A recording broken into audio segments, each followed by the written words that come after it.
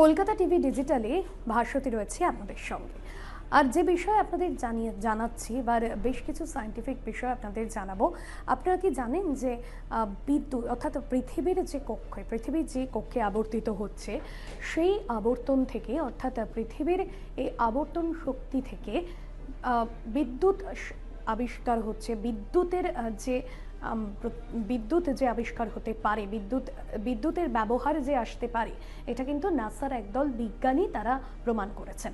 আমেরিকার গবেষণাগারে এমনই এক অদ্ভুত আবিষ্কার করে ফেলেছেন বিজ্ঞানীরা, যেখানে তারা বলছেন ওই গবেষণাগারের মধ্যেই 410 ভোল্টের বিদ্যুৎ তারা উৎপাদন করেছেন এই পৃথিবীর আবর্তন গতিকে কাজে লাগিয়ে।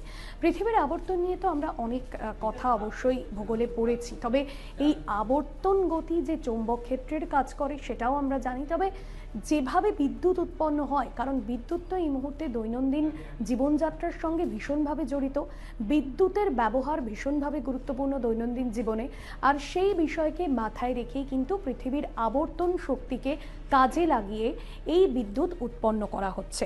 আপনাদের একটু জানিয়ে রাখি যে গবেষণাগারে কি কি বিষয় আনা হয়েছিল। একটা বিশেষ আকারের পরিবাহী সিলিন্ডার, যা পৃথিবীর চৌম্বক ক্ষেত্রের সংস্পর্শে আসে এবং সেই সংস্পর্শ থেকেই বিদ্যুৎ উৎপাদন সম্ভব। সিলিন্ডারটিকে এমনভাবে রাখা হয়েছে যে সেটাকে পৃথিবী হিসেবে ধরা হয়েছে। 57 ডিগ্রি বাঁকিয়ে রেখেছিলেন উত্তর পশ্চিম বিমুখে, ঠিক যেভাবে পৃথিবীর নিজস্ব কাল্পনিক অক্ষ রয়েছে। পৃথিবীর ঘূর্ণনের সঙ্গে সঙ্গে উভয় দিকের ইলেকট্রোডের মাধ্যমে সিলিন্ডারের দুই মুখে বিদ্যুৎ উৎপন্ন হয়েছে এবং সেই ভোল্টেজও কিন্তু পরিমাপ করা গিয়েছে, যেখানে বলা হচ্ছে ম্যাঙ্গানিজ জিঙ্ক ফেরাইটে তৈরি ভর্তি সিলিন্ডার করে দেখিয়েছিলেন বিজ্ঞানীরা। তাতে যদিও কাঙ্ক্ষিত ফল মেলেনি, তবে আমেরিকার পরীক্ষাগারে পৃথিবীর এই ঘূর্ণন গতিকে কাজে লাগিয়ে যতটুকু বিদ্যুৎ উৎপন্ন হয়েছে সেইটাই কিন্তু বিশ্বব্যাপী যে বিদ্যুৎ, সেই বিদ্যুতের থেকে নগণ্য।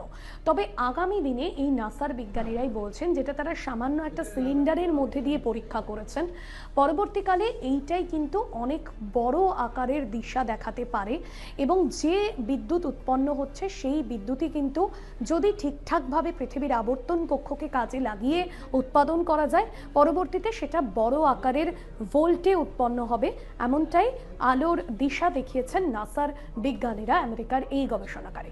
কলকাতা টিভি ডিজিটালের আজকের বিষয় এখানেই শেষ করছি। অন্যান্য এরকম অনেক আপডেটের জন্য দেখতে থাকুন Kolkata TV digital, Kolkata TV রাত দিন 7।